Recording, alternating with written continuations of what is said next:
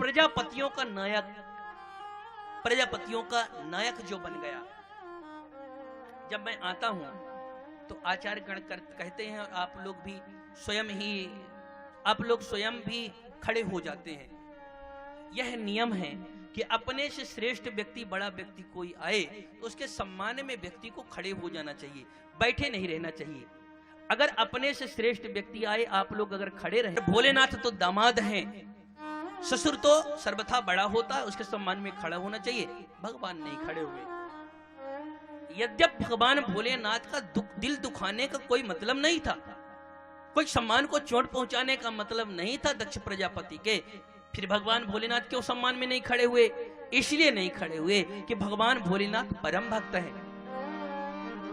जब सभा में भगवान भोलेनाथ पहुंचे तो वहां तमाम बड़े बड़े ऋषि महर्षि कोई तिलक लगाए भगवान के अनन्य भक्त सामने बैठे थे।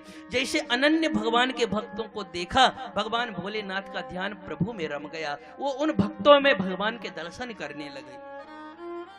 अब आपको पता है कि जब आपका मन नहीं साथ में होगा तो आप तन से कुछ भी नहीं करेंगे, जो करेंगे उल्टा सीधा ही हो जाएगा। मन तो एक ही है ना। गोपिकाओं ने यही तो कहा, उद्धव तुम्हारा ब्रह्म ज्ञान हमको समझ में ही नहीं आता। उद्धव मन न भयो 10-20, एक मन रहे सो गयो श्याम संग, अब को अपराध है इस निर्गुण ब्रह्म की तुम्हारी चर्चा कौन सुने?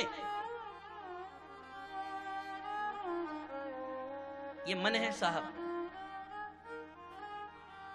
एक मौलवी साहब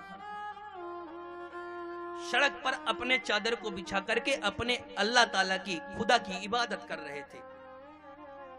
एक कुछ 16-18 साल की कोई बेटी अपने संसारिक प्रेमी को मिलने के लिए जा रही थी।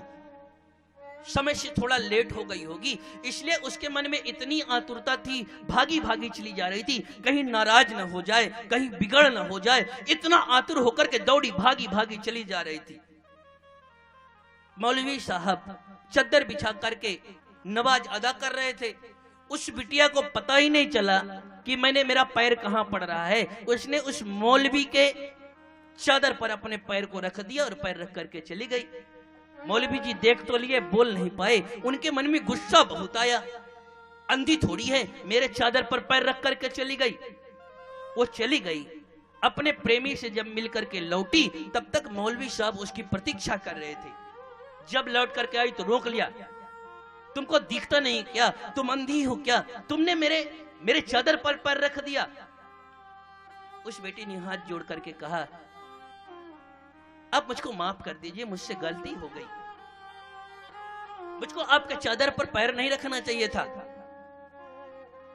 मैं सच बताऊं, मैं इतना विलंब हो गई थी, मुझको लगा कि मेरा दोस्त कहीं मुझसे नाराज न हो जाए, इसलिए मुझको पता नहीं चला मेरा पैर सड़क पर पड़ रहा कि आपके चादर पर पड़ रहा। उस आतुरता में जल्दी में मैंने पैर रख दिया, आप माफ कर दीजिए।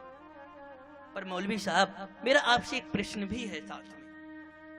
मैं तो एक हाड़ मांस के लोथड़े वाले दुनिया के एक दोस्त को मैं मिलने के लिए जा रही थी। मुझको इतनी आतुरता थी कि मेरा पैर सड़क पर है, कि मेरा पैर आपके चादर पर पड़ रहा है, मुझको तो कुछ पता नहीं चला।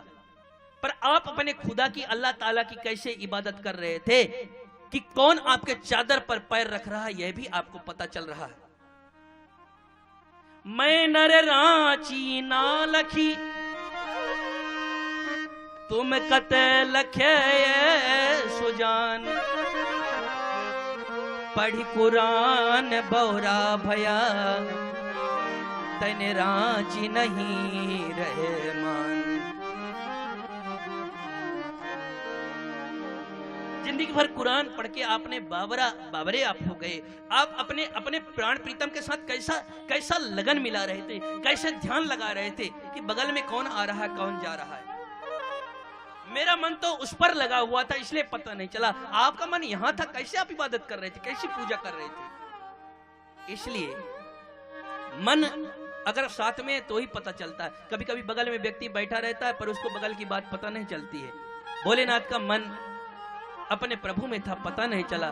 पर दक्ष को बुरा लगा, श्राप दिया, किसी यज्ञ में भाग न मिले।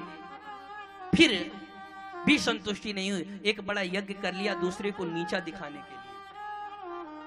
मैं फिर कहता हूं कि कोई भी धार्मिक अनुष्ठान कभी असफल हो ही नहीं सकता। और मेरी माता जी हैं, ये प्रमाण है कि हम लोगों ने सूरत की कथा में 4 दिनों में कथा किया।